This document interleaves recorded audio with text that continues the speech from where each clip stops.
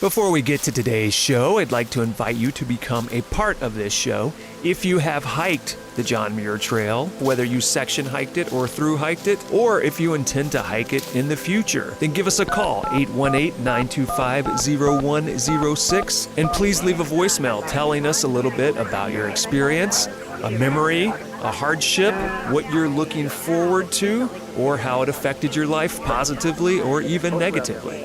At the end of this season, I am hoping to collect these voice messages and edit them into an episode focused on the John Muir Trail. So if you would like to potentially have your voicemail appear on the show, call us up, 818-925-0106. Leave us your name, whether that is your real name or your trail name, where you are located, and give us your thoughts within 3 minutes about the John Muir Trail. Thank you ahead of time, and let's get to the show.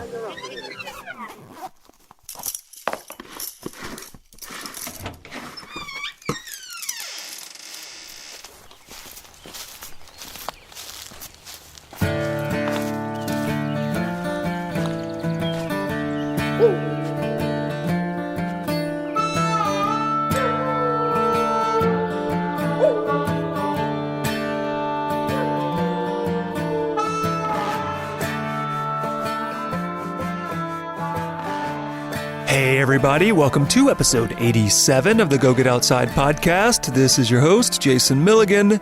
Welcome back, welcome aboard, welcome to season 5. This is our first episode of the 5th season. We are back. We have been on a hiatus for the last few months. I have returned from hiking the John Muir Trail. I spent 26 days in the Sierra Nevada hiking my version of the trail, which turned out to be around 260-ish miles.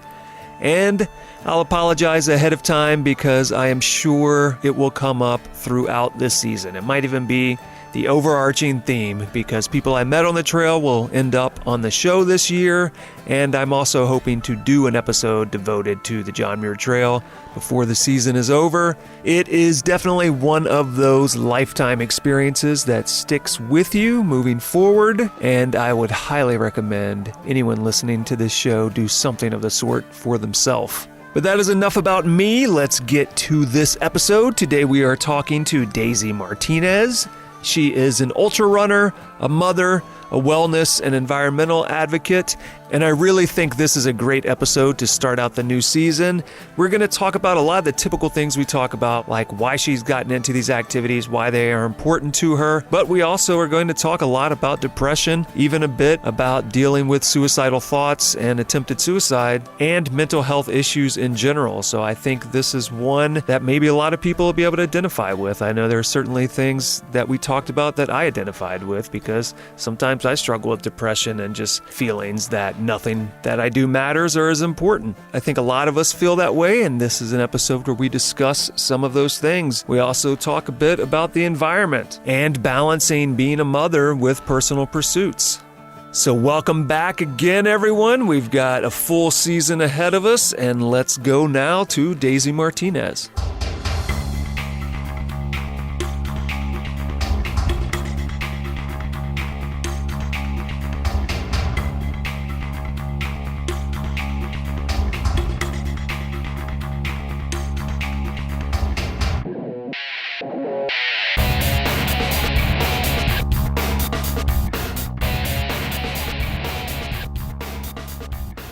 I'm Daisy Martinez. I'm an ultra runner. I am a wellness and environmental advocate. I am very passionate about helping people push and seek their limits, and I'm also very passionate about protecting our environment, and I love running on the mountains. I did a little bit of research before, which is kind of a surprise for this show. I looked at your website a little bit, and I saw that you got into ultra running like a few years ago, right? When was it? 2016. So it's been about 3 years that you've been doing this, right? Yes. So tell us a little bit first about why or how you got into ultra running, but then also explain to people the difference between ultra running versus any other type of running. Actually, I'll backtrack a little bit. In 2014, I started road running, and I ran my first marathon in 2015. The reason why I was running, which is kind of the big thing, was that I struggled a lot with depression. I struggled a lot with my mental health, so I used running as an outlet for me to kind of feel better about myself. As I was running in 2015, I was struggling with a lot of injuries, a lot of beginners, road runner injuries that when we push too hard, too fast, your body is not used to this. So I was pretty much out of commission for like 6 months, and my depression was getting really bad, and I had to find something to do. Doctor said no running. I realized that I really couldn't run at all. I had to wait some time. So what I started doing August 2015, I went on a hike, and I had a friend who took me to Mount Baldy. So that was my first hike. I've always hiked the local mountains like Griffith Park, Runyon, but I've never hiked a mountain. I didn't even know these mountains behind the landscape in LA were hikeable. And yeah, I went to Mount Baldy. I hiked and I fell in love with hiking. And I was like, wow, this is awesome. So I started hiking. As I kept doing, I got addicted to it because next thing, like a few weeks later, I did Cucamonga, and then I did Gorgonio like 2 months later. But the problem was like, man, this is taking too long. So what I started doing, since I still had that itch for running, I started running the downhills and on the trail. And then I found out there's like, I could do some trail running. And that's kind of how I started just like exploring the idea. In 2016 beginning, I really wanted to kind of set this goal that I was going to run my first ultra. I didn't know that there was such thing as like a community of ultra runners, which is pretty much anybody who runs more than 26.2 miles. It's a longer distance than a marathon distance. I didn't know there was a community. I didn't know there was races. I didn't know like people actually ran not only 31 miles, but like 50 miles, 100 miles. Now I'm learning like the 200 miles. That year in 2016, and I was a little bit more on the heavier side, I really wanted to set the goal. Like, you know what? If I sign up for a race, I know I'll be motivated to continue the trail running. So I was a person who, I would struggle just running 3 miles. Like I couldn't run 3 miles consecutive, which is hard because as a road runner, like I ran the marathon, the LA marathon without stopping. So I ran 26.2 miles nonstop. I just kept going. Whereas the trail, 3 miles nonstop was very hard. Oh, that's interesting to me because, and I'm not much of a runner, but I find the opposite true. Like running on concrete really kills my feet. Do you find that there's like a difference for your body from the different environments, whether it's concrete versus, you know, a trail, dirt, gravel? With the road, it's easier in a sense that it's flat. So you're not going up and down the hills unless there's big hills that you have to run. For now, me running 3 miles on the road is so much harder than running 3 miles on the trail. It's so much harder on the body for me. I have found in the trail, it's a little bit, I don't feel as much impact on my body, but I feel that like going up the hill, going down, kind of, it forces you to walk. It forces you to slow down. So you're expected to go at a slower pace.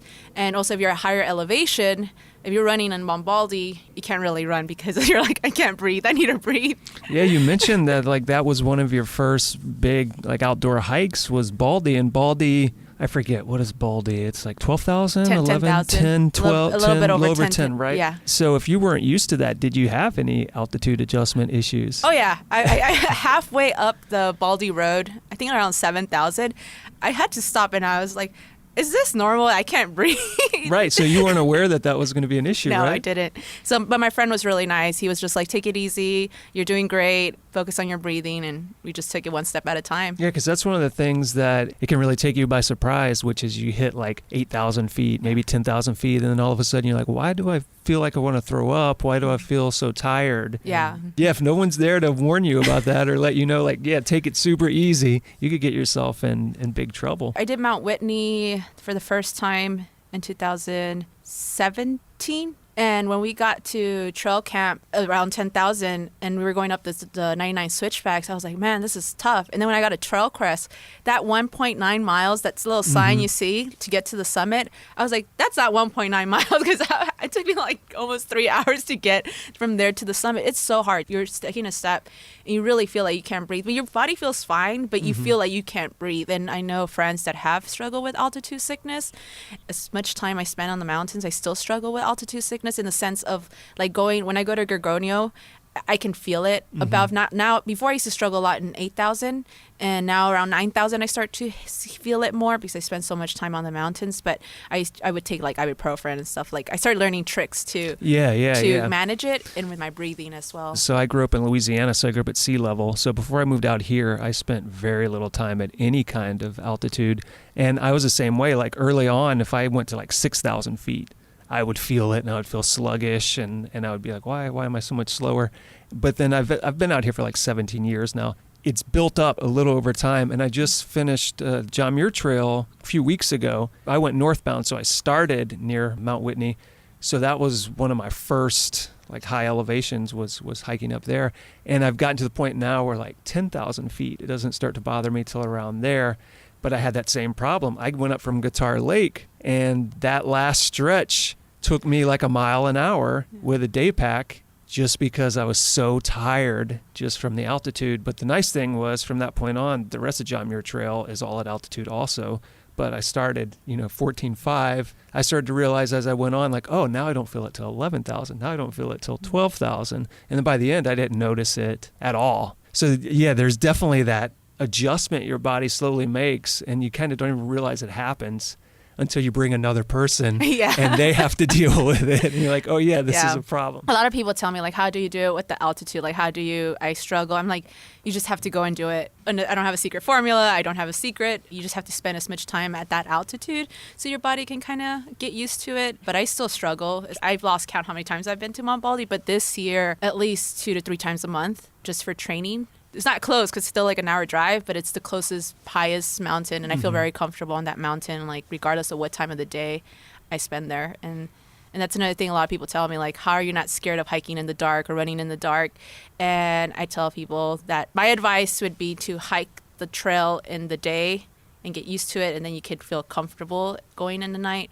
I overcame my fear of the dark by spending time in the dark. If I wanted to be an ultra runner, being scared of the dark, I would have to face that fear, because with ultra running, especially when you get to the longer distance, you're going to spend time in the dark. Even though you're in a race, you're going to most likely be by yourself. And I'm a back in the pack runner sort of thing, so I'm not, most likely nobody's going to be around me. Maybe I'm the last one from the whole race, but it's one of those things that you just have to face the fear and just do it. And then once you realize, okay, it's not that bad. It's not that bad. And you do it a little bit more. Do it on full moons when you have the moonlight. You just have to put yourself out there. The full moon is good advice, because people who haven't spent a lot of time under a full moon might be surprised how bright it gets. Like you might not even need your headlamp. Sometimes it'll be so bright. But let's backtrack a little bit, because I kind of interrupted your story so we could talk about altitude and Baldy and various other things. So let's head back. You were talking about how you started to get into it. We were talking about running on concrete versus trail running, and how you started out doing the marathon and you're like, oh, this isn't so bad. But then you realize like running on trail was a lot more work for you. So let's continue on from there, if we can pick up from there again. I signed up for my first 50K, which was no name, by Calabasas and the Santa Monica Mountains near like Simi Valley area. I started training. I couldn't run 3 miles. Like, I couldn't run nonstop 3 miles. And there were points when I was like, man, like, I started doubting myself. I was like, who am I kidding? Like, I'm trying to run 31 miles. I can barely do 3 miles without tapping out. I'm very prone to depression. There were moments where that training was making me like, it was, even though it was helping with my depression, sometimes it would trigger my depression because I felt bad. I was like, man, like, I'm setting these big, ambitious goals, but am I really able to do this? And I was about 30 pounds heavier than I am today when I first started ultra running.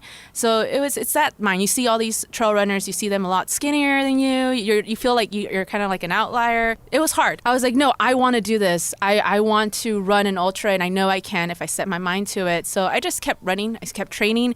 I didn't know much what I was doing.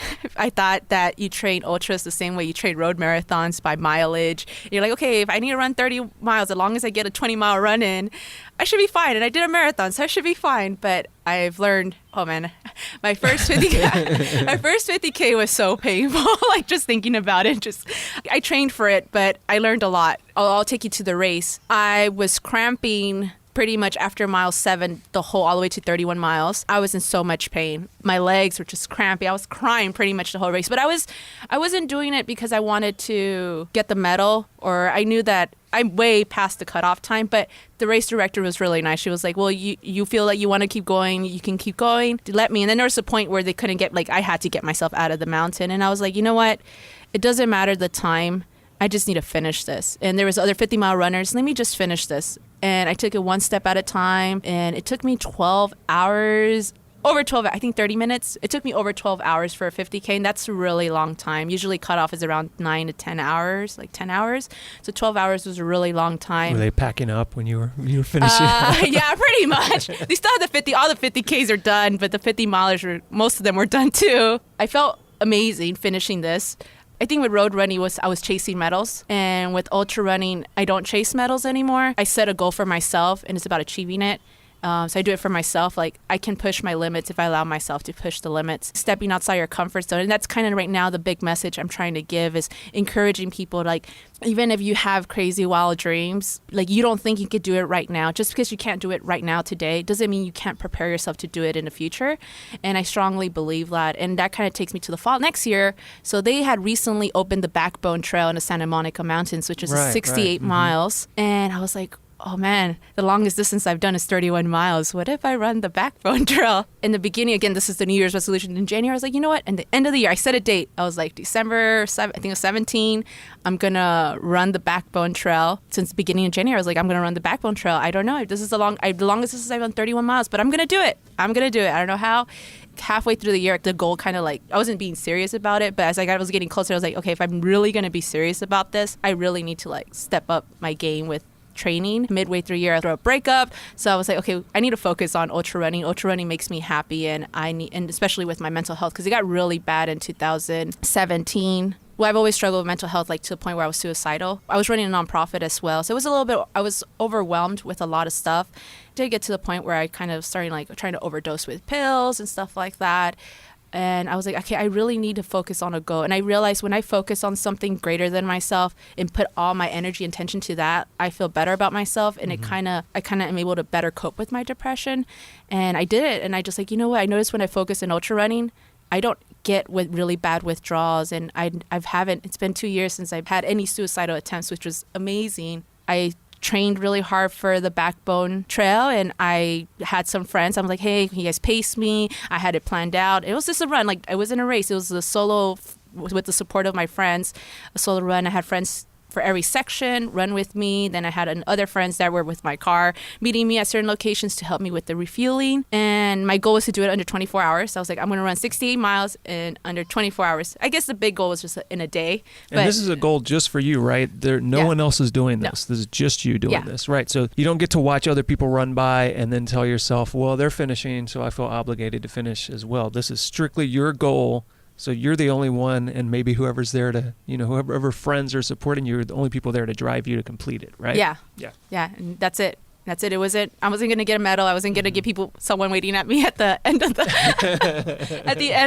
other side on Rain Miller Trailhead. There was nobody there to like, congratulations, here's your medal. And it was just a personal goal. And I was like, this is a crazy goal. Like, for me, when I set this goal, it was like, man, I know this is really putting myself out there. And I was sharing it. I was telling people, I'm going to run the Backbone Trail. And I feel like the more I shared it and the more I said it, like the more real it was starting to become. And I'm like, oh man, I really need to train because I'm telling people I'm going to run this. And that's the first thing to always do. Tell someone you're going to do something so that you feel obligated to do it. Yes. If you have a crazy goal, just share it because then it holds accountability and it really helps. And then you have people who you start sharing it and then people are like, oh, I want to help you. Right. And then that's because I didn't really, at the beginning, I wasn't like, oh, I'm going to have people were asking like, hey, do you need me to help you? Do you want me to run with you? And then I was just like, okay. Your goal can become other people's goal in a sense also. Yeah. Them helping you do it becomes something for them to strive for. Yeah. And it was awesome. And then when I reached out to a few friends too, they were like, yeah, I would love to. And then I was just like, wow, like this is amazing. So I felt like I wasn't alone. And I know ultra running is a solo sport. It really takes a community to run. And even if it's just a solo run like the one I did for the Backbone Trail, or when you run a race and you have your friends helping you crew you, like it really does make a difference when you have people supporting you. I know it's not for everyone, but it's really tough. But with the support of the community, it helps you kind of push through the dark moments. And when you see other people just struggling like you're struggling, you're like, let's do this together. Let's push through the pain cave together. And yeah, I did the Backbone Trail, and the day came, and I did it. I walked a lot of it. I couldn't run. I can't run. People, that's a misconception too about trail running. Is that all you do is run? Yeah, no, you can hike. 100% of the time. It's like you power hike. That's the key term of walking. It's like we don't say we walk. We just like we power hike, and we did it. And I finished in 25 hours and 25 minutes. I was hallucinating the last, after Chamberlain Trail through Blue Canyon Trail, like the last downhill from Sandstone Peak all the way to Danielson Ranch. Oh, and that day was so windy. It was like 70 miles per hour winds throughout the night. Oh, wow. I got 2 nights. So I started at 9 p.m. So I got that first night. My reasoning was like, well, if I start in the night, I'll be fresh. So I won't have to end in the night. I wasn't expecting to run through the second night. But I was already over 40 hours awake because I hadn't slept the day before because I started Saturday night. Was it that you didn't sleep just because you were thinking about it and it was keeping you awake? Yeah, it was just so hard to sleep throughout the day. I was just like, I'm like, you know what? I'm going to just go. Yeah, because I started at 9 p.m. Saturday night and I finished like at 10 p.m. Sunday night. I was seeing so many things. So it's like a mix of exhaustion, delirium, and then it's dark at this point, right? And it's so easy in the dark to like play with your mind because you can't quite always make out everything. Yeah. So your mind's trying to figure out what it thinks things are. Yeah, it was scary. Like I've never had that. And it was so windy. And then the trees were falling. I was like, I don't remember this tree. Oh my God, are we on the right trail? I started like doubting if we were going the wrong way. After that, I finished and I just broke down crying because I couldn't believe what I just done. And that really sparked kind of like everything now from what I do moving forward. It's just like, wow, like it is true. Even though I already believed it, but it kind of was more confirmation. It is true. If you mentally already see yourself accomplishing whatever it is that you want to accomplish, everything else will follow. So it really starts with believing in yourself. You may not know that you're capable of doing it, but you have to believe in yourself. If you believe in yourself, you can achieve so much. And that's something now, like most recently, I attempted the Baldy marathons. And I know it's something really crazy, but then I'm just like, no, I believe in myself. I can see other people like, oh, they can do it too. But if someone else doesn't believe in themselves, they won't be able to achieve it, even though they could do it. And that's something I've been learning with just pushing limits. And this is the most remarkable thing is like when you push your limits or the thing that you thought you weren't capable of doing, growth occurs within you. Because then you say, wow, if I was able to do this, what else can I do? And then you get self-confidence.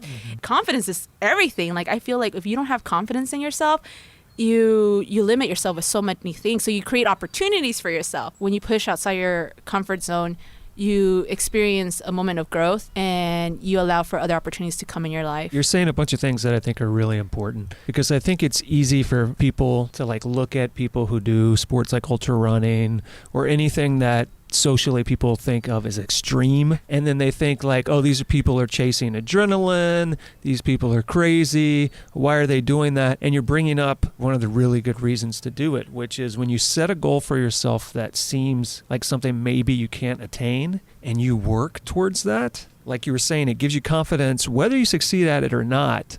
Some part of you succeeded at something. And so it helps build that confidence. It shows you what you're capable of. It gives you something to focus on. And then it helps you like kind of break through things because exactly like you're saying, you realize, oh, I did this really hard thing. And maybe it wasn't as hard as I thought it might be. Or maybe it was harder for different reasons, but maybe that means I can do this other hard thing. Or maybe that means this thing that isn't that hard that I never do, I can do. Or just these areas in my life, day to day, that seem so hard, maybe don't seem so hard anymore. Pushing yourself to do something that's out of your comfort zone, like you're saying, can just benefit you in so many other ways. I want to bring us back to a topic you talked about before that you've brought up a few times, and then talk about this however in depth you want, but dealing with depression and how ultra running and just running in general is something that really helps you with that. If you want to talk a little bit about that some more and why getting into running has benefited you, do you think it's because there's something specific about running? Or do you think any activity that you chose that particularly spoke to you could give you the same sort of results? That's a good question. I think for running, there's studies to show that exercise helps with reducing stress and stuff like that. However, I feel that if you, and this can be anything, for me it's running, ultra running, but when you give your life, I guess if you have a purpose for something or you find a passion and you dive into a passion, something that you lose time and you just kind of, I feel that when you feed into that passion, it gives your life purpose. So then I feel that kind of helps with the depression. Because I think depression, for me, it comes when you feel there's no purpose in life. You don't have a purpose in life. You feel hopeless. You feel like, why are you on this planet? At least that's the thoughts I have. Like, why am I here? Like, I have a son. I have an 11-year-old son. I'm like, when I have those thoughts, like, he's better without me because I feel horrible about myself. I feel like I'm not good enough. I feel that I'm kind of like a waste of space on this planet. I also felt like I have no purpose. So I feel that with me, ultra running, what has given my life, it has given purpose for me. The messages that I get from people saying, wow, Daisy, you inspired me to go out for a run. I haven't ran in a while. Or you've inspired me to start running again. I'm like, oh my God, like by me doing what I love, I can help other people get out the door as well. And I feel like that has given purpose in my life, was doing something. And I feel like an artist, someone who's doing paintings, if they get lost in their purpose in doing paintings, and they might be able to inspire an upcoming artist to do it the same. And maybe there's a message that they share with their art. Ultra running has given purpose to my life. And I feel like that is what has helped me with my mental health. When I began trail running, I was still struggling with depression. It helped. But when I wasn't running, I was really bad. So I don't think it's just the running part. There's that withdrawal thing you were talking about too, right? Which is when you find a thing you're really passionate about and then you can't do it. Yeah. And all you're thinking is, well, I wish I was doing this instead. Yeah. Then that can cause even other sorts of depression problems. Oh, totally. I actually sprained my ankle after my first 50K and I couldn't run for a while. I was starting to get depressed again at the end of 2016. That's when 2017, beginning 2017, I was struggling out with my depression as well. And that's when I realized, okay, yes, it's great to have a passion, but ultra running can't be my identity. Right. You can't define yourself solely by that. No, I have to find other things. But building the confidence through ultra running has allowed me to explore other things. And I was like, oh, let me try yoga. And now, and I was like, oh, I'm not your typical yogi, but I was like, just the practice of mindfulness, the practice of connecting with yourself. And I was like, wow, what if it's not about the actual activity that I'm doing, but it's really what it allows me to do. And one of the things that ultra running allows me to do, which is the shift that changed a lot now that I do ultra running than when I first started, is that when I'm on the trails, I really try to connect with my body. What I mean is like really minimal listen to music, but I focus on my breathing. I observe how my posture is. I take in nature, and I do a lot of solo running, so I'm by myself a lot, and I really try to connect with myself. And if I'm feeling a certain way, I'm like, why am I feeling this way? Let's say I'm having a rough week, or if I'm struggling with something at home or at work or something. When I'm running, I try to process everything and just let it go. So that way I'm not holding, because I feel like sometimes we hold things. I think that's an outlet that I have used, is ultra running. I just let it go. And I process it and let it go. And I have found this connection. Right? I don't want to use self-love, but like it's more of this, I'm building this relationship with myself that I'm learning more about myself. And that's kind of how yoga is, like the connection with yourself. You really, with your body. These postures that you do, you have to be so focused in your breathing and your body. And it's like that practice I'm putting into running. So it's kind of like moving meditation when I'm running. And ultra running, I think is knowing that you can achieve things and you set these minor goals. Like for me, it's about the training. The training is what I'm having the most fun. And it's where I share the tears and really like push through. But it's that setting goals and achieving them, then I can apply it to like other parts in my life at work. I'm like, okay, if I want to get a promotion, I can do it, even though it might seem like how do I get it? How can I get that promotion, or how can I get that position? You probably spend a lot of time ultra running, right? Yeah. And a part of you probably tries sometimes like, is this selfish? Like, I'm spending all this time for myself. Is this selfish? And I think that's something people struggle with is, well, if I spend all this time doing this thing for myself, that means I'm a selfish person. But so much of you becomes a more valuable person to everyone else around you because you spend the time doing this. And I think that's something that we need to recognize in society in general, is when you take time for yourself and you build up who you are and you make yourself the better person you want to be, that makes you more valuable to everyone else around you. Other than just dealing with depression, you've probably seen other areas in your life where now that you spend so much time focusing on this, you're more competent or more aware, or just when you are taking times for things outside of that, you're maybe using your time more wisely. Do you find that these other positive things are happening because you are taking this time for yourself and your own self-growth? Oh, totally. Like I mentioned, I do have a son. So I have an 11-year-old son, and I have a 7-year-old sister. It's funny because my mom does tell me, like, you're spending so much time in the mountains, but when I don't, they're like, go for a run. Right. You know what? You're being too cranky. You're just like encouraging, go for a run. And no, it has. But let's go back to the selfish part. Like I used to feel that way. I used to feel like, man, I'm out here and I could be with my son. But then when I'm with my son, if I don't spend the time with me, then I feel like even though I'm there with him, I'm not present with him. Right. So something I realized, it's not about quantity time with my family, it's about quality time with my family. So I'm like, okay, how can I make this work where I don't feel selfish being all day on the mountains, but then I also can, spend quality time with my family. So we have kind of built a tribe at home. It consists of my stepdad, my mom, my 7-year-old sister, my 11-year-old son, and myself. What I do is like one day, either like a Saturday or Sunday, I take care of both of the kids. And we go out to the movies, we go out, do stuff together, and it's just being present with them. Now on my phone, like really just being quality time, being present with them.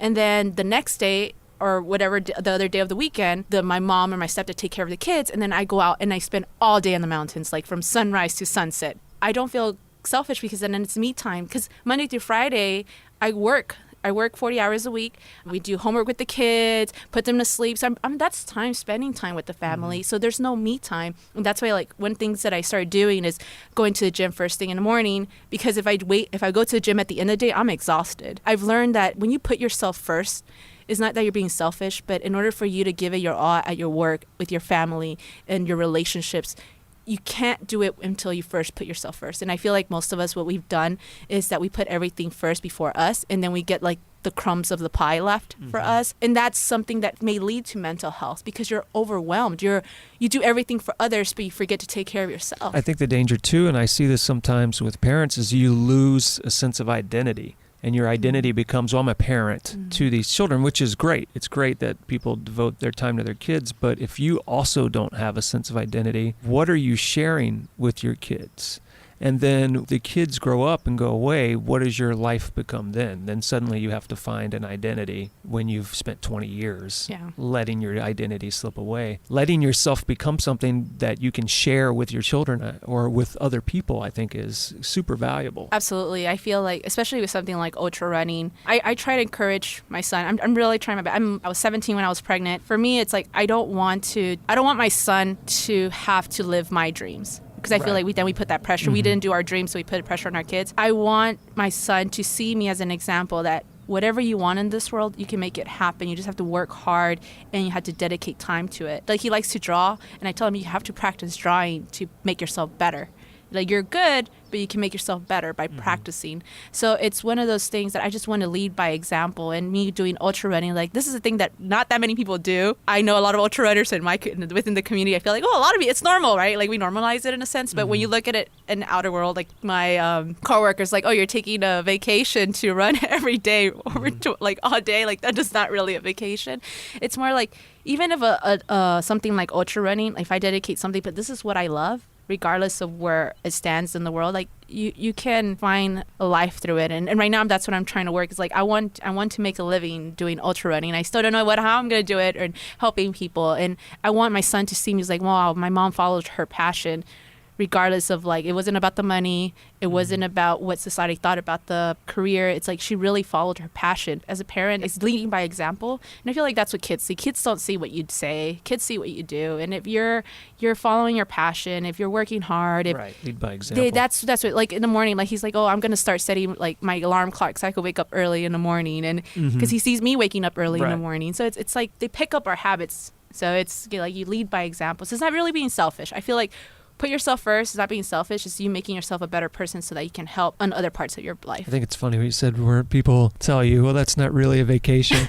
It's funny how it shifts, like, these concepts, once you really get into some sort of activity. The sense of a vacation where you go somewhere and you just lounge around and take it easy or whatever. I don't remember when the last time is I've done that. At this point in my life, that doesn't sound interesting at all. It sounds boring. Like, I guess if I'm just exhausted, like, relaxing for a day or something would be nice. But the idea that you go somewhere for a week or two and you lounge around, that doesn't sound good at all. But I did just spend 26 days, hiking 260 miles through the mountains with a 50-pound pack, sometimes being miserable. And that's like a super great experience for me. And I'm sure it's the same for you, where it's like, I'm sure there are plenty of moments when you're training that you're unhappy, you're miserable, you're in pain. But you'd much rather be doing that than sitting around the pool for 3 days drinking margaritas. Totally. There's times where, there's the family days, and we're like, okay, we're just going to take a lazy Sunday. We're just going to have like, a gathering together. And, like, throughout the day, like midday, I was like, okay, this is fine. But halfway, I'm just like, I'm bored. Like, yeah, family's there, but I'm just like, oh man, this is I'm relaxing, but and then I start feeling guilty. Like, I'm feeling guilty that I'm relaxing because I feel like, man, I could be doing other more productive things. Like, what if today is my last day on this planet and I spend it not doing anything? like, and I feel like as humans, we are designed to really do hard things. Like, we're designed to move. We're designed to really we have this massive brain in our head. Like, and the more I'm learning about the brain, about how it's like the flexibility of the brain, like the more you can learn a lot of things. And we don't even reach its full capacity, what it's capable of doing, because we have learned to shut it down by everything being convenient. Like, nowadays we use our smartphone to give us directions to go somewhere. And if our smartphone were to die, will we be able to get somewhere? Like, let's say you're driving halfway and for whatever reason your smartphone dies. Are you able to get to your destination without it? Like, I feel like throughout the years, we made things so easy for us that it's actually, instead of making us, I don't want to say dumber or smarter, but instead of making us use our brain in a way that is challenging us, we're not using it to its full capacity. So we get bored. And I feel like when you're bored for too many days or not, that goes back to like the mental health part. You lose your sense of purpose in life and you start feeling bad about yourself because you don't know what to strive for. You're like, well, I'm only working. I go home. And this is me. Like, when I graduate, I was so convinced, like, as soon as I graduated from college, I was going to finally get the position I was going to get. It was going to be awesome. I was going to make the money. I set the dollar amount, and I did it. I got the job. I got the money. So I was driving to work, and then I was going home. I would get my son, Max, do homework, give him dinner. We all eat dinner. And, like, I'll watch TV or Netflix, and I'll lay down, go to sleep, come back the next day. And I was gaining weight. This routine, driving in traffic, going to work, come back home, driving in traffic again. And it got to me, I'm like, oh my God, I was like 23 years old. Am I going to do this for the rest of my life? And this was before running. This was really like I was going to therapy because my depression was really bad. And I was like, wow, this is not okay. Like, I do not want to do this for the rest of my life. And then I see, I do see people who are on the retiring side in my job. And I know, like, you get great benefits, you have this plan. But I was like, man, if I wait until I'm like 65, I don't think I'm going to have the energy to be able to climb these mountains that I'm doing now. Also, possibly not the desire. Yeah. And then also probably not the health, because you haven't maintained it in some capacity. There's some statistic that, like, a lot of people who retire, they then lose their purpose, right? Because their purpose was work instead of something else. There are a lot of people who die prematurely after retiring, and I think it's largely driven by a loss of purpose. Yeah. And so one of the things you've mentioned before about running helping you deal with your depression is basically goal setting. And I really do think that's one of the most important things for people in general.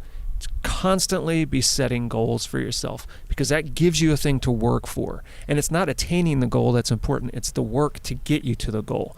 And so that's what sustains us over and over and over. Every year, if we have this goal, I work towards this goal for this year, for this 6 months, for this 2 months, whatever it is. Now I have a new goal. Maybe it's a bigger goal, maybe it's a smaller goal, but it's a new goal.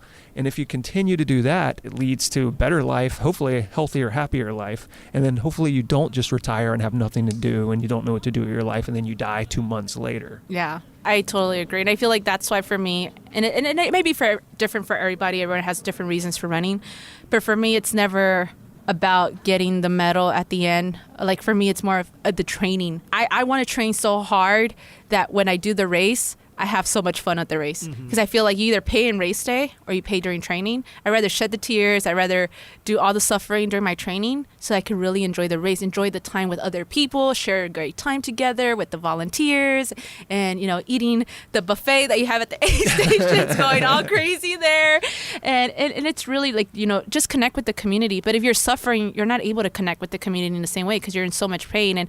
Or maybe you can get the help from them to help you navigate. But deep down inside that the reason you're suffering, like, it just depends the kind of pain. But one of the reasons, like, I've had this in the past where I didn't really train for my, like, ultras. Like, the first two, I don't feel like I trained as much as I should have because I let my ego get in the way. You're like, oh, I can do this. I did one. I know what I'm doing. Yeah, I know what I'm doing. I wasn't open to learning. I wasn't open to really, like, okay, understand the sport and respect the sport for what it is. Even though I've ran 50 miles before, or if I ran 30 miles before, it's different. And you just have to respect the distance, and you have to respect the sport itself. And I feel like that's something that you learn, and changing your relationship with the sport is just, you set the goals, and regardless, like that's why I like doing runs that don't require like a race. Like I want to do more traverses, like these long distance. Like November, I'm flying to the rim to rim to rim. It's like nobody's gonna wait for me. It's just gonna be a friend and I, and we're just gonna go out and run. And I was like, well, it's just a great opportunity to explore beautiful mountains, and that's one of the reasons I do it, is just to see like,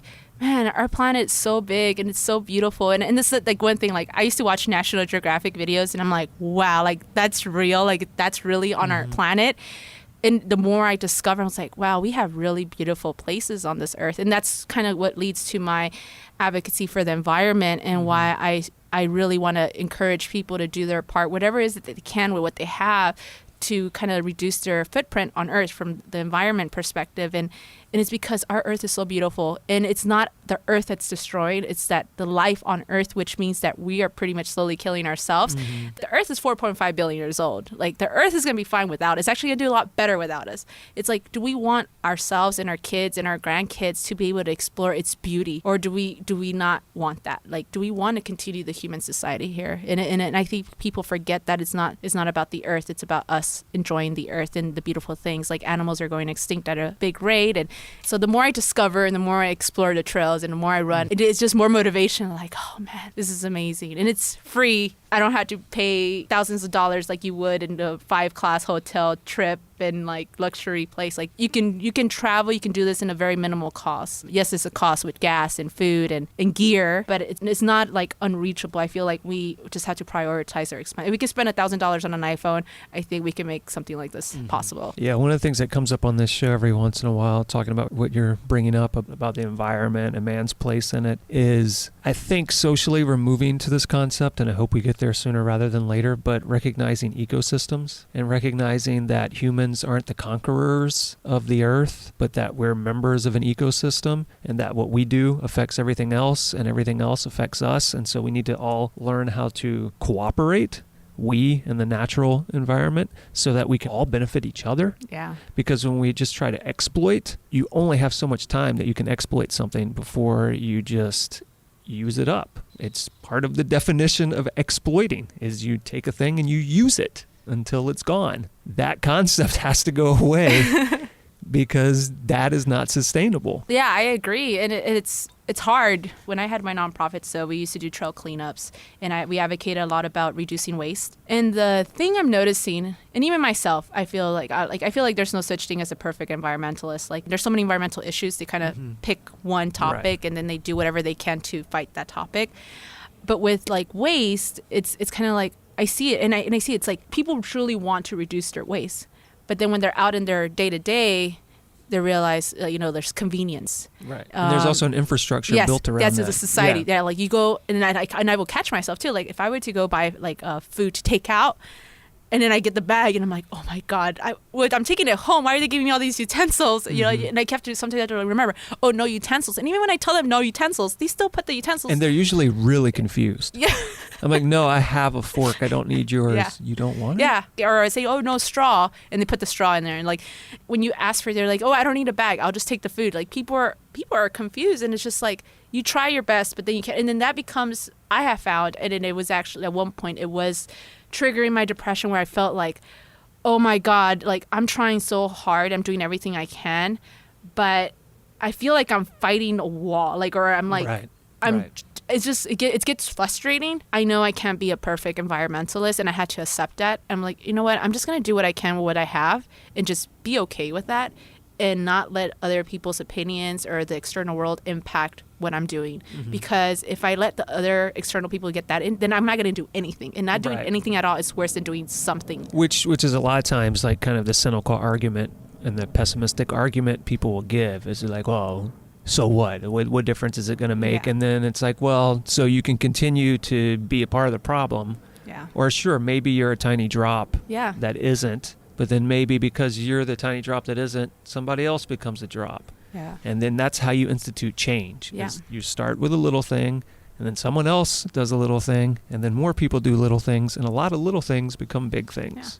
Yeah. And then you do end up eventually with an infrastructure change. Unfortunately, because it's an infrastructure, which means it supports everything else around it, those changes tend to come really slowly. Yeah. And it takes a lot of convincing to make people believe that those changes are worthwhile. Yeah, I see it. And I always tell people, like, you can make a difference. And like you said, even though you're just one person, but when you multiply the one person by hundreds and millions and thousands and, well, thousands and hundreds, yes, by a lot of people, you make the impact. You make changes. Like now they started banning straws, and I know people are like, well, it's just a straw.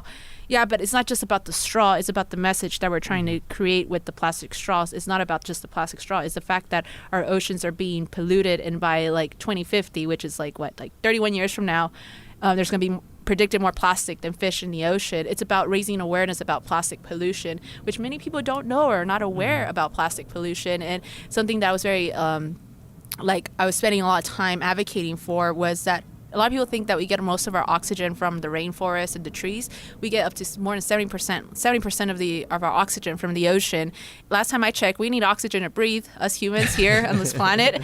So it's kind of certainly need it more than straws. Yeah, so it's kind of like, it's not about the straw. And a lot of people is like, oh, it's a sea turtles in the straw. It's like, no, it's not about this. Yes, it is, but the bigger message behind that is the fact that there's an issue here. Mm-hmm. And this is just one of the many. But if you can start being an advocate for not using plastic straws or not using single-use plastic, or at least minimize as much as you can, maybe not having it just at home because you don't want to wash dishes. Maybe that's not the best thing, like to use disposable plates and utensils.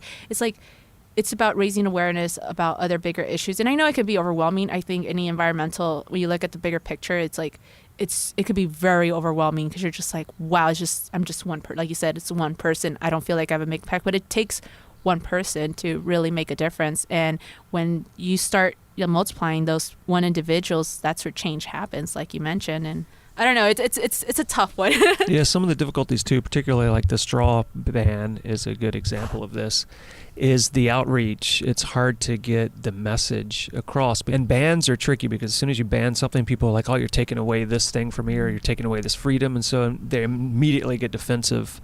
And so then you start at a section where it's like, oh, now they're defensive and I need to defend the reasoning behind this instead of somehow I convinced them to take this step themselves, which is, of course, the best way, but the hardest way, right? And so there's things like the straw ban, people are like, oh, we can't have straws because of turtles. And it's like, well, no, that's a tiny portion of it, but that's a failing of the message getting out to the public. Yes, the straw isn't the ultimate evil, but it's step one towards getting towards step 2 to step 3 to move on. You get rid of the straws because that is really a minimal impact. There are not that many people that require the use of a straw to function. There are some. Yeah. But there aren't that many. Yeah. So if maybe we can get people to make that little step and they realize, oh, this really isn't so bad, then maybe they don't use plastic forks anymore and they realize, oh, that's not that bad. Maybe they stop buying bottled water because they realize, oh, I can just bring something with me. Oh, and look how convenient it was. It's with me all the time. There's water. I don't have to spend $2 every time I need a water every few minutes. Like they start to realize that all these little changes weren't that big, and then actually maybe they were better. Like, oh, reusable bags at the grocery store, oh, they don't fall apart all the time, and then they don't have to figure out what to do with these plastic bags afterwards. Like there can be benefits, but it is our responsibility as people who want to support those things to get those messages across and then hopefully convince people that they want to make these changes instead of force them on them and then make them angry with us because they feel like we're stealing their freedoms away from them. Yeah, and I think people are more open to learning and to being accepted of the message when they're not being forced to do something. So they're going to get curious to see, what kind of other things can I do to help the planet? Going into this actually led me to learning more about minimalism because I realized, like, oh my God, we have so much stuff. Like, it's ridiculous. And this is more of like the waste, the trash. I'm like, what's going to happen to all these books that I have on my shelf? Like, it's going to go somewhere. This is actually a great example. When I was going to college, I took an environmental health class. We talked about electronic waste. And I never thought about this, which was amazing. I was like, did you ever wonder what happened to that TV you once got rid of? Where is it right now? What happened to that one phone and the next phone and the next phone that you upgraded? You're like, well, I just, I put it in the recycling bin and it, but where does it end up? Things don't magically disappear. Like, there's no magic word of like, oh, it's gone. Like, it's just abracadabra, it's gone. Like, it ends up somewhere. So I learned a lot about like, oh, a lot of electronic waste is being shipped by third world countries. And then people over there are breaking down those computers and the TVs to find like mercury, like really like as much value they can get out of so they can sell it. But the thing about these like like if you break down a computer, this would never be allowed in the US, but if you break down like a computer or a TV, like how the harm, like you're inhaling the chemicals, you're touching the chemicals, you have these diseases. And then so the life expectancy in the countries, in the areas where they're doing this, they're living up to 40 years old. There's images, I saw a video of kids playing soccer on top of like the waste, e-waste. And I was mind blown, and I was like, oh my God, if this is with our electronics, what's with everything else? You know, our landfills and our population surge is growing bigger and bigger and bigger. Like, I know that waste, we're going to generate waste, but is there a possibility of reducing the waste? And that's kind of where I kind of, from the trash, all the environmental stuff that I was doing with the trash, was like when I discovered minimalism and learning like maybe having less is more, in the sense of like you don't have to think about, like I probably empty like more than half of my closet, and I might wear the same thing here like probably like every 2 weeks at work. I probably have it, but I got to the point of like, I don't care. Am I smelly? Do I look unprofessional? Do I like it? Like, as long as I'm professional, I get the job done, and I'm like, and nobody tells me anything, I'm gonna keep wearing the same shirt every other week. Like, I don't care. Like, I stopped the idea of impressing people or trying to make myself look like, oh, I need to I want to buy a new dress for this outing because I already took pictures with the other dress. Who cares if you take a picture with the same dress? Like, I feel that we have tied ourselves so much with identity and stuff and seeking for approval from the external world that we forget to give it to ourselves. And I think that kind of also leads to, like, it all connects. It all really connects. It kind of takes you back to the ultra running, because once you sort of realized, hey, I need to do things for myself and prove things to myself instead of try to prove things to other people whose minds I can't read, so I can't even actually tell if I've impacted them. And then in the end, it doesn't mean anything. Your path to ultra running kind of showed you like, oh, no, I just need to prove to myself and work towards myself and then build confidence in myself. And then you start to realize like, oh, all that other shit doesn't matter at all. Yeah, totally. And then that's kind of where I'm at now, and I'm trying to teach this to my son. He started middle school, so I'm the most dangerous time of everyone's life. And I'm noticing he's like, Mom, you know, I want new shoes. I'm like, what's wrong with the current shoes you have? They look fine. There's no holes. You know, they're fine. He's like, well, you know, I want some Jordans. And the funny thing is that I had to apologize to my mom the other day because I was that kid who would only wear Jordans, and I would have to get the newest ones every time they came out. I didn't realize that spending maybe $200 on a pair of shoes wasn't like, you know, it's a lot for a pair of shoes. And and I didn't, like, now I shop at Goodwill. I shop at thrift shops unless I need to buy something specifically. But my mom makes fun of me now, like, oh, look at you. When I wanted you to get you used clothes, you were like, no. And I was like, hey, this is good clothes, good quality clothes. You can find it's cheap. I save money. I help reduce my waste by not contributing to fast fashion or not contributing to more clothing that I have. And look at you. You probably feel better about yourself than when you were wearing $200 Jordans every few months. Yeah. Oh, yeah. Because I was seeking validation. I was seeking for people to like me, to think I was cool. I grew up only child. So at home, I felt like, you know, I wasn't getting the attention because my parents were working a lot. So I was alone a lot of the time. So I was trying to seek some sort of external approval from my peers by having nice clothes, and I felt good about myself in the sense of like, I think people think I'm cool by having this, but most people, and this is something I'm learning now that I'm older, is like we're also worried about ourselves. We really are not looking what other people are doing unless it's on social media, and then you're like I think there's this instinct, even though you're not intentionally trying to compare yourself to others, but I think there's this instinct, and I forgot where I listened to this, but I think it's the fact that even kind of like keeping up with the Joneses, like before you used to compare yourself to your neighbors, but now you don't compare yourself to your neighbors. You look at your peers, you look at the people you graduate high school with, and you're like, oh my God, this person's already married, this is having kids.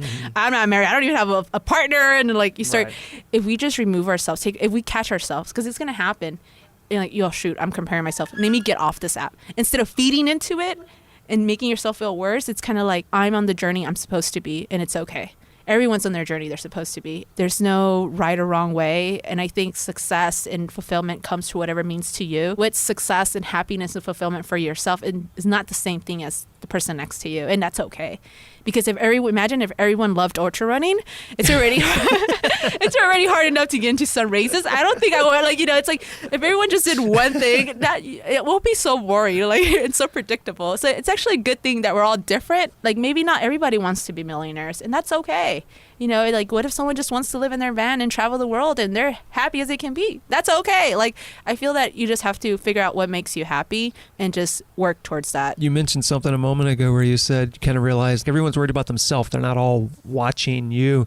And one of the most freeing realizations I ever had as a teenager was when I finally had that realization. You're so concerned, right, about how everyone's opinion of you and if people are noticing you do this or noticing that.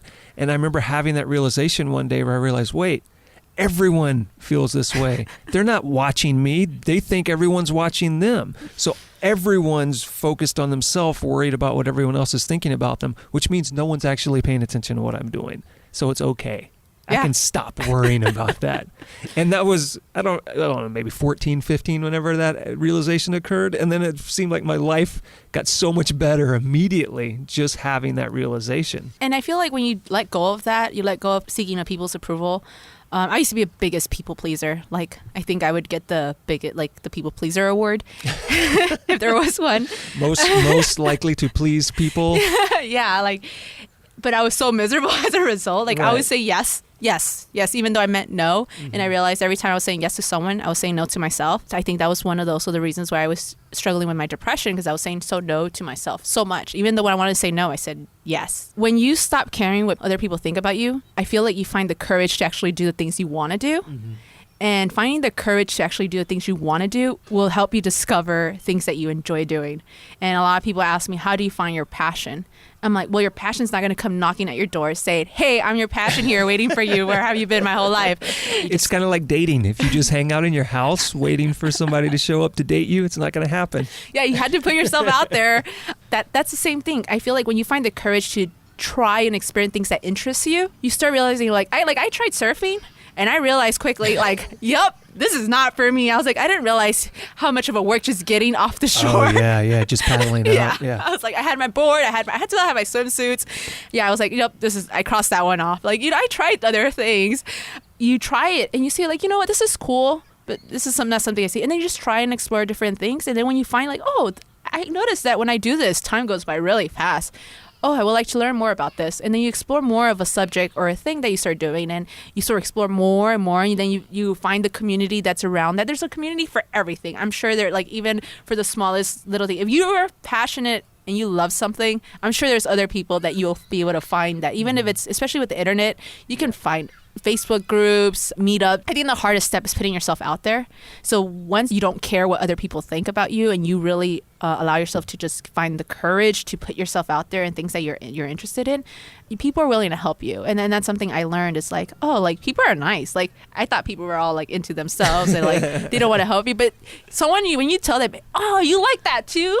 Instead of saying oh, I don't want to talk to you, you like the same thing, it's more you connect and you start talking because you think two people are passionate about the same thing, you guys can go on forever and talk about something. So it's just allowing yourself to not care what people think, follow your heart. And I feel like the biggest influence on us of not finding the courage to really explore the things that we love is the people closest to us, unfortunately, our family, parents, our partners. Sometimes we feel oh, is my partner not going to like me if I start picking this hobby, or is this going to interfere with my relationship, or oh man, am I going to be a disappointment to my mother? And including those are the people that we shouldn't care what they think. You really, yes, it's important because you love your mom, but if I were to listen to my mom, my mom is not okay with me running, especially when she sees me limping and in pain, and she's you see, there you go, one day you're gonna break a bone and you're not gonna be able to run, and I see it. They come from a good place. They want me to be safe, right? But I love this, and the other day I really had to express herself how much it means to me and how it's worth me getting there's moments where I think about it, okay, if one day I fall and break my leg, I'm okay with it. If that were to happen to me, I'm really a big believer of whatever happens to me is meant for me to happen to me, and then there's a learning experience out of whatever happens to me. But the days, many hours that I spend in the mountains makes it worth. If that was the price I had to pay for everything that I do, I'll do it, because the other thing would be me being depressed and trying to kill myself and end my life short. Right. And then the thing too is life is risky. anything you choose to do, even safe things, are risky. You could stay at home and never put yourself in danger, and you'd probably be unhealthy, and then physically you'd probably be putting yourself at risk of developing heart disease and various other things. You could just spend all your time driving your kid to different things for your kid to do, and then you could have a car accident that breaks your leg or worse. So being alive is dangerous because at any moment you can die. So you can accept those dangers and try to mitigate them, or you can just live in fear of them and then have an extremely unhappy life. Yeah. Yeah, there's the saying, like, it's not about living life, it's about creating your life. We need to figure out what makes us happy, and we need to create it. For me, it's being in the mountains. Because a lot of people are like, well, how are you're being a female, how are you okay with spending alone time in the mountains? And I'm like, well, I don't want the reason because I can't get someone to run with me not to run in the mountains Right. be the, I would say, excuse to not spend time on the mountains. Mm-hmm. Then I'm like, okay, then you look at what's the problem. Okay, I feel worried or unsafe if me being alone on the mountains. Okay, what can I do to make myself feel more comfortable? What will get me out? Okay, maybe just hiking in the daytime, maybe just starting on trails that I'm very familiar with, maybe letting my friend know exactly what time I'm leaving, what time I'll be back, and maybe trying a few times and then realizing, hey, it's not that bad. And then, okay, let me do more hours. Instead of spending 1 hour or 2 hours alone, I'll spend 5 hours alone, and then just increase it. Like, our brain is designed to protect us. We will always find a reason why we can't do something. And I know, I understand that sometimes it may trigger anxiety just being alone. And I got it. I remember the first time when I did San Gorgonio. I've never done San Gorgonio before. I was going to start at 5 a.m. and I had told a friend, he knew that I was doing it, and he knew the mountain very well. So I felt safe that he knew where to find me if something were to happen. But I parked. I was ready. I was determined. I was like, and this is when I was just started hiking. So I was still really scared of the dark. I was determined. I was like, okay, I got this. I parked in front of the trailhead. I literally waited an hour just a little bit more daylight could come because I got really, like, I started, like, in a sense, getting a panic. I was like, oh my God, there's going to be a bear outside. It's so dark here. I am crazy. I'm going to die. Like, I started freaking out in my car. So I just had to calm myself down. I was like, okay, just wait an hour.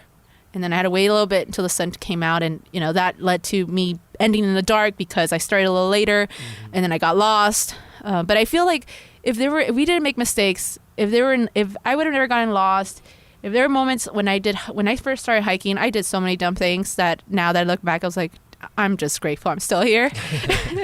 And it's one of those things that if we never had those bad moments, how do we expect to learn and get better? And I feel that it's conquering those fears. It's conquering being uncomfortable.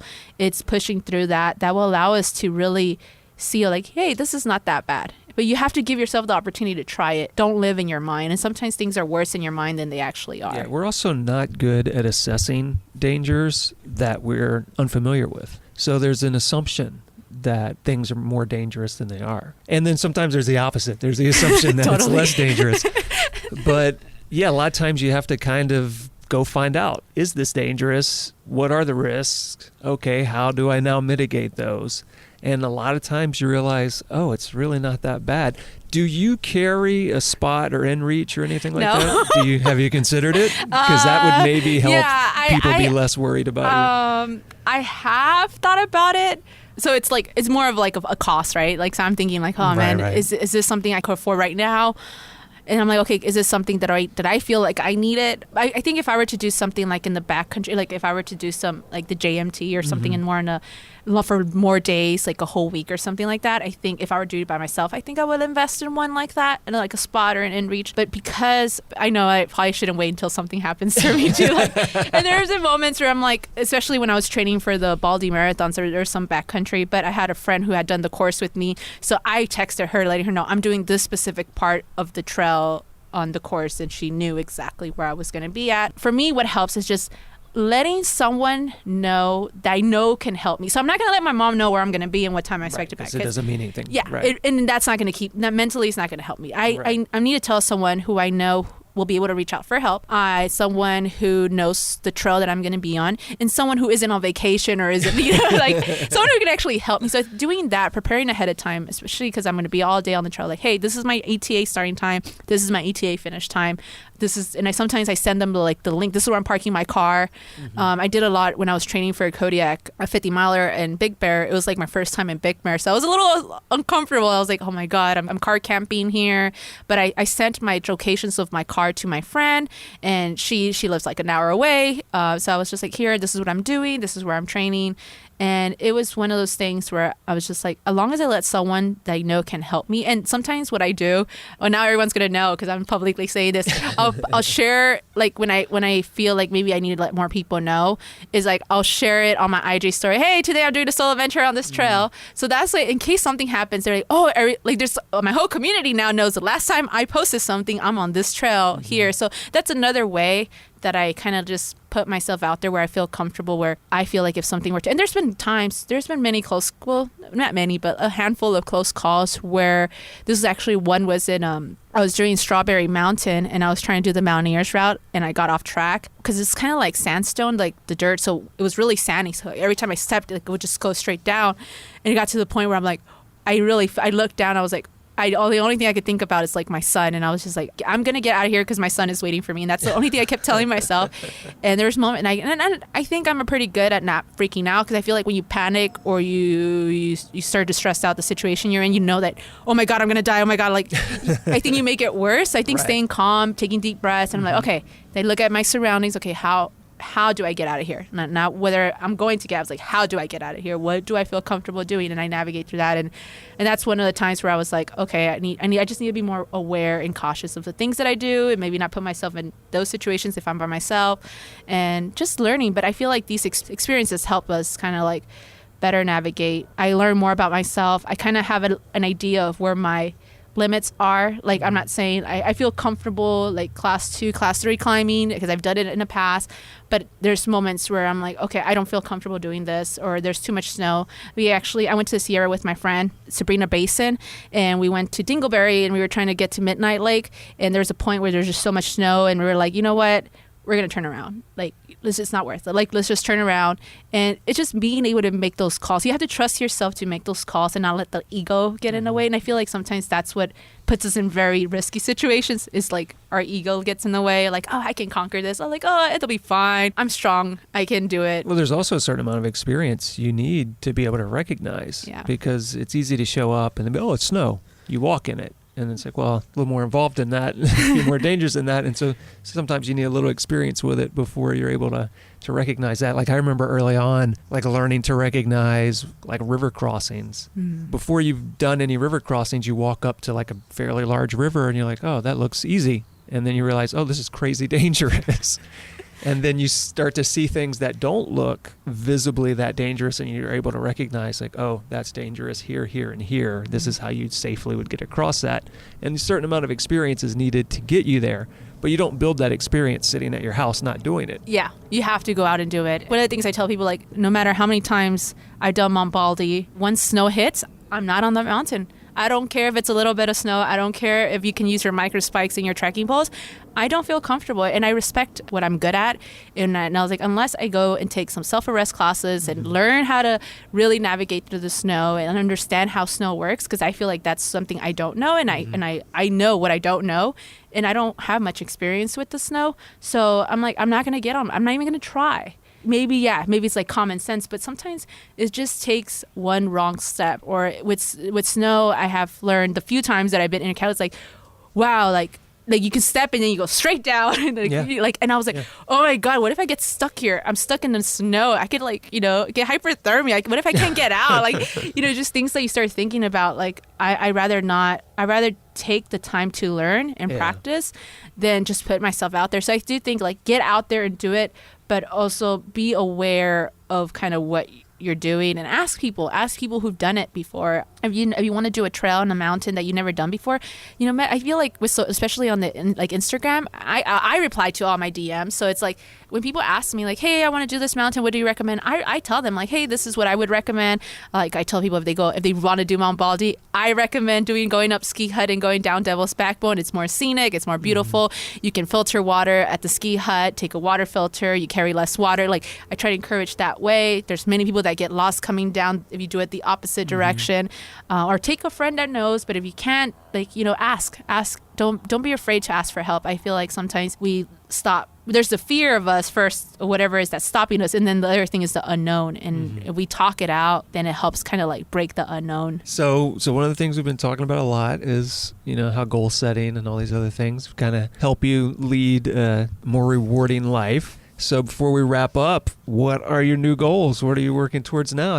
You did your backbone trail, so I know there's got to be something else coming up afterwards.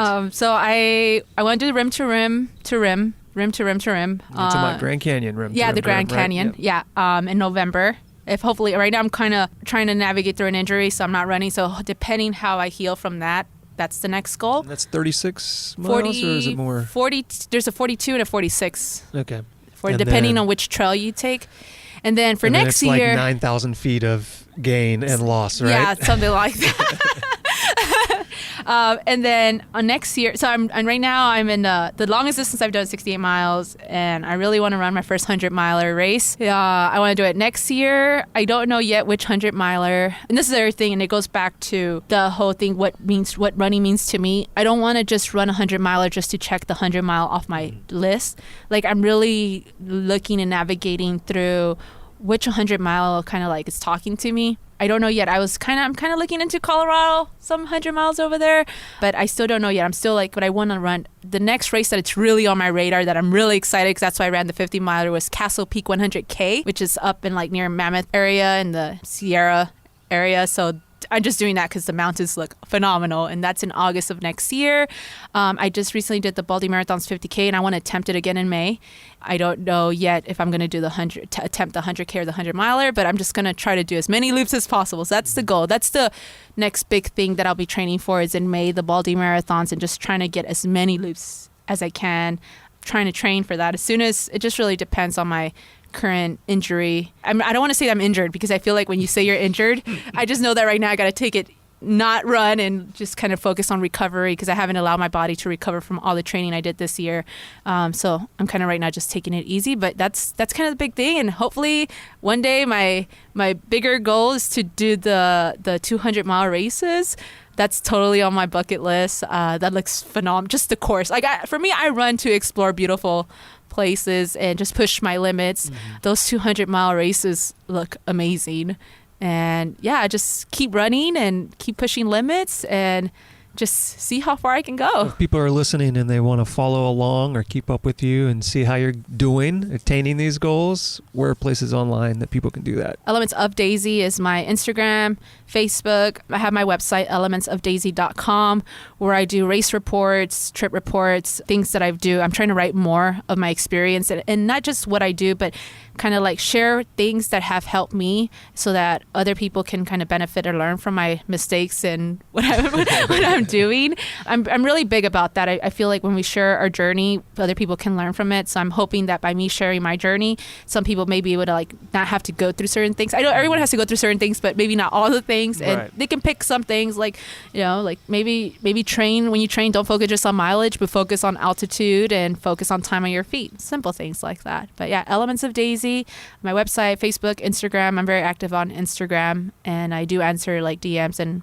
email elementsofdaisy@gmail.com. And then before we go, is there a final thought you'd like to leave everybody with to kind of wrap this all up? I want people to really know that the only limits we have in life are the ones we set ourselves, and really want to encourage people to, whatever is it that they like, to allow themselves to get uncomfortable so that they can figure out or explore more of what they're capable of, because I believe that we're capable of so much more than what we're currently doing, regardless of what level we are in our lives. There's always going to be room for growth. I say this, if we're not growing, we're dying. So let's make sure we invest in just being better version of ourselves, because being better humans within ourselves allow us to be better humans for our community and society. I think that is awesome. I think that wraps up everything. Thank you so much for meeting me, and that is our show. Thank you, Jason.